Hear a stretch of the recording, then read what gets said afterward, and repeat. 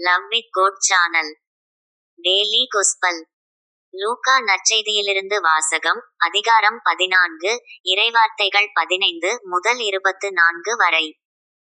இயேசுவோடு பந்தியில் அமர்ந்தவர்களுள் ஒருவர் இவற்றை கேட்டு அவரிடம், இறையாட்சி விருந்தில் பங்கு பெறுவோர் பேறு பெற்றோர் என்றார்.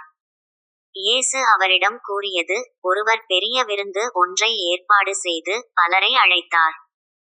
விருந்து நேரம் வரவே அவர் அழைப்பு பெற்றவர்களிடம் தம் பணியாளரை அனுப்பி, வாருங்கள், எல்லாம் ஏற்கெனவே ஏற்பாடு செய்தாகி விட்டது என்று சொன்னார்.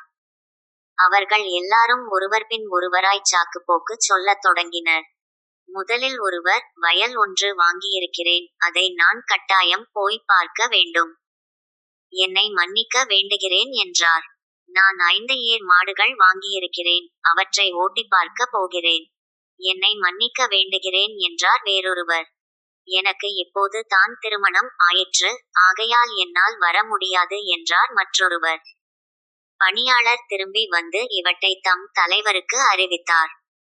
வீட்டு உரிமையாளர் சினமுற்று தம் பணியாளரிடம், நீர் நகரின் வீதிகளுக்கும் சந்துகளுக்கும் விரைந்து சென்று ஏழையர், உடல் ஊனமுற்றோர், பார்வையற்றோர், கால் ஊனமுற்றோர் ஆகியோரை இங்கே கூட்டிவாரும் என்றார்.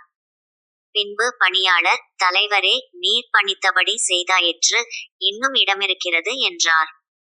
தலைவர் தம் பணியாளரை நோக்கி, நீர் வழியோரங்களிலும் நடைபாதைகளிலும் போய், எனது வீடு நிரம்பும் அளவுக்கு மக்களை வற்புறுத்தி கூட்டிவாரும்.